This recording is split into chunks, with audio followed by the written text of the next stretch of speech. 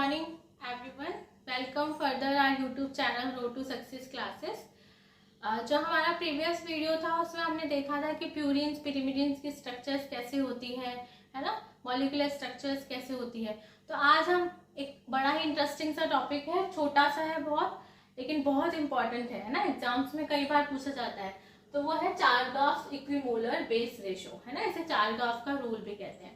अब चारगाफ ने क्या किया, उन्होंने डीएनए की स्टडी की, है ना, डीएनए की स्टडी की और उन्होंने देखा जो ये प्यूरिन्स और पिरिमिडिन्स हमने पढ़े थे ना, प्यूरिन्स कौन से थे, एडेनिन और थाइमिन, और पिरिमिडिन्स कौन से थे, ग्वानिन और साइटोसिन। तो उन्होंने देखा कि जो ये प्यूरिन्स और पिरिमिडिन्स हैं, इनका जो रेशो है वो किस तरह का है, मतलब एडेनिन के साथ में कौन बाइंड कर रहा है, साइटोसिन के साथ में कौन बाइंड कर रहा है। तो उन्होंने इस रेशो को समझने की कोशिश की और एक्सपेरिमेंट्स किए, है ना। बहुत साल लगे उनको इस नतीजे पे पहुंचने में, उनको अपने रूल्स देने में, लेकिन ये बहुत ही इंपॉर्टेंट रूल्स है। और इसी के अकॉर्डिंग आप जब डबल हेलिक्स वाली डीएनए की स्ट्रक्चर पढ़ेंगे तो उसमें देखेंगे कि डीएनए की स्ट्रक्चर भी इसी बेस रेशो के ऊपर बनी हुई है ना।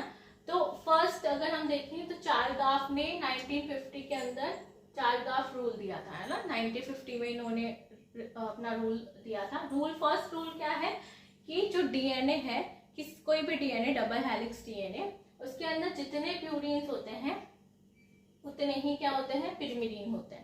यानी कि अगर एक डीएनए में 5000 या इसी तरह के मॉलिक्यूल होते हैं एक डीएनए में, अगर 5000 एडेनिन है उतने ही क्या होंगे, 5000 थाइमिन होंगे, है ना, उतने ही पिरिमिडिन होंगे।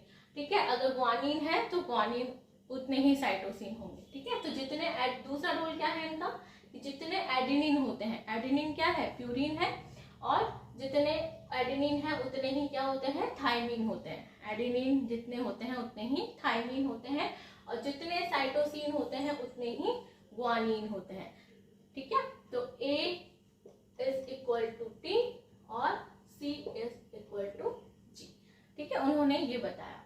फिर उन्होंने बोला कि जो बेस रेशो है A और T का और G और C का, है ना, A और T का और G और C का बेस रेशो है, वो डिफरेंट एनिमल्स में वेरी करता है। यानी कि अगर मैं अलग एनिमल लूं, जैसे कि मान लीजिए मैंने एक लिया लॉयन का डीएनए और एक लिया मंकी का डीएनए, तो जो बेस रेशो में निकालूंगी A प्लस T के जितने पेयर्स हैं उनको ऐड करके, और G प्लस C के जितने मॉलिक्यूल्स हैं उनको ऐड करके, और जो बेस रेशो निकालूंगी, डिवाइड करूंगी, तो ये वेरी करेगा मंकी में भी और एलिफेंट मंकी में भी, और टाइगर, लॉयन, जो भी हमने दूसरी स्पीशीज ली है ना। तो दो अलग अलग एनिमल के अंदर जिनकी स्पीशीज ही अलग है ना, जो बिल्कुल डिफरेंट है, उनके अगर डीएनए के अंदर हम बेस रेशो चेक करते हैं एडेनिन, थाइमिन, ग्वानिन, साइटोसिन का, तो वो बेस रेशो जो है वो डिफरेंट होता है। लेकिन विद इन अ स्पीशीज, मतलब एक ही स्पीशीज है, उसके अंदर आप अलग अलग ऑर्गेनिज्म, जैसे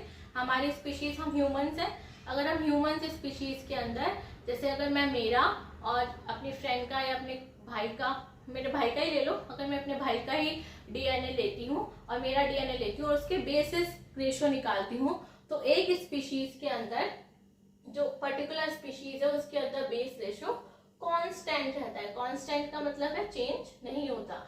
जितने एडेनिन थाइमिन पेयर्स मेरे में हैं उतने ही एडेनिन थाइमिन पेयर मेरे ब्रदर के डीएनए में भी होंगे। ठीक है, लेकिन उनका अरेंजमेंट अलग होगा, है ना, उनका अरेंजमेंट अलग होगा। कि मान लीजिए 3 एडेनिन के बाद में एक साइटोसिन है मेरे वाले डीएनए के अंदर, और तो मेरे ब्रदर में ये सीक्वेंस चेंज होगा, या तो 2 एडेनिन के बाद में साइटोसिन होगा, या पहले साइटोसिन होगा उसके बाद में एडेनिन होगा, तो ये सीक्वेंस चेंज होगा। लेकिन जितने, अगर हम रेशो निकालते हैं तो रेशो सेम मिलता है। ठीक है, तो रेशो कैसे निकालेंगे, जितने ग्वानिन है और जितने साइटोसिन है उनको प्लस कर देंगे, और जितने एडेनिन है उनको, और जितने थाइमिन है उनको प्लस कर देंगे, और फिर इनको डिवाइड कर देंगे, तो जो आएगा उसको क्या बोलेंगे हम, बेस रेशो। ठीक है, ये बेस रेशो हमने निकाले। अभी जो बेस रेशो हम निकालते हैं, ये कुछ इसकी लिमिट है ना, कि ये 0.37 से लेके 3.16 तक, 0.37 से 3.16 तक ये डिफरेंट स्पीशीज में वेरी कर सकता है। अगर हम अलग अलग डिफरेंट स्पीशीज ले रहे हैं तो उसमें हमें जो रेशो है उसकी रेंज मिलेगी 0.37 से लेके 3.16 तक। ठीक है, ये रेशो की रेंज है, इसके बीच में ही आपका आंसर आएगा अगर आप रेशो निकालते हैं तो। ठीक है, अब एक छोटा सा कॉमन सा पॉइंट है, छोटा सा लेकिन बहुत इंपॉर्टेंट है, वो ये है कि डीएनए जो हायर प्लांट्स होते हैं और एनिमल्स होते हैं, हायर प्लांट्स और एनिमल्स का मतलब क्या है, जो लेटर डेवलप हुए हैं, मतलब पहले क्या थे प्लांट्स के अंदर, प्लांट्स की बात करें तो सबसे पहले ब्रायोफाइट्स वगैरह डेवलप हुए, फिर उनके ऊपर छोटे छोटे मॉसेस डेवलप हुए, है ना, फिर और छोटे छोटे हर्ब शब्स, फिर ट्री, इस तरह से बना। तो जो प्लांट है, जो हम आजकल बड़ा प्लांट देखते हैं, जैसे नीम का ट्री देखा, मैंगो का ट्री देखा, ये एडवांस और हायर प्लांट है ना। ऐसे ही एनिमल्स में देखिए तो एनिमल्स में हायर एनिमल्स कौन है, हम हैं, ह्यूमंस। तो अगर हायर प्लांट्स और हायर एनिमल्स में देखें तो उनका जो डीएनए होता है उसमें आपको ज्यादा क्या मिलेगा, ए और टी का रेशो ज्यादा मिलेगा, यानी कि एडेनिन और थायमिन ज्यादा मिलेंगे, है ना। इसका रीजन वो भी मैं बताऊंगी आपको, है ना। लेकिन अगर लोअर प्लांट में देखें और एनिमल्स में देखें, लोअर प्लांट एनिमल्स कौन से हो गए, लोअर प्लांट तो ब्रायोफाइट्स हो गए, है ना, मॉसेस हो गई, ठीक है। और एनिमल्स में देखें माइक्रो ऑर्गेनिज्म जैसे कि बैक्टीरिया, वायरस, ठीक है। अगर इनमें देखें तो इनका जो डीएनए है वो जीसी रिच होता है। जीसी रिच क्यों होता है, इनके अंदर ग्वानिन और साइटोसिन रिच होता है, यानी कि ग्वानिन और साइटोसिन ज्यादा प्रेजेंट होते हैं। तो क्यों प्रेजेंट होते हैं, इसका रीजन ये है कि हायर प्लांट, देखिए आपने सुना होगा कि वायरस जो है म्यूटेशन हो गया, इसके अंदर वायरस ने म्यूटेट कर लिया है, अपने आप को चेंज कर लिया। अभी रिसेंटली कोविड के केस में ये बहुत सुना होगा कि पहले जो हमने वैक्सीन बनाई थी वो पहले वाले वायरस पे तो काम कर रही थी, लेकिन इस वाले वायरस पे काम नहीं कर रही है। वायरस ने कोविड वायरस ने अपने आप को चेंज कर लिया है, अब वो अपने दूसरी म्यूटेट स्ट्रक्चर में है, अपने म्यूटेशन हो गया उसके अंदर, है ना। तो ये म्यूटेशन हो जाता है। आपने ह्यूमन में सुना है कभी कि ह्यूमन में, बहुत सुना तो होगा लेकिन बहुत कम रेयर केस में होता है। हम इतनी जल्दी म्यूटेट नहीं होते कि हम आज हमने हमारे ऊपर ये मेडिसिन काम कर रही है और 1 महीने बाद अगर हम वो मेडिसिन लेते हैं तो वो मेडिसिन हम पे काम नहीं कर रही, ऐसा कुछ नहीं होता है ना।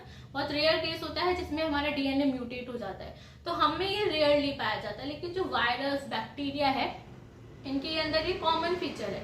वायरस आप देखेंगे, आज वायरस कुछ और स्ट्रक्चर में है, उसका डीएनए कुछ और स्ट्रक्चर में है, आपने उसे एंटीवायरस डोज दी, वो किल हो गया। लेकिन आप उसी की स्पीशीज के दूसरे वायरस को दोगे 2-1 दिन बाद में, तो वो किल ही नहीं होते क्योंकि उनका डीएनए म्यूटेट हो जाता है ना।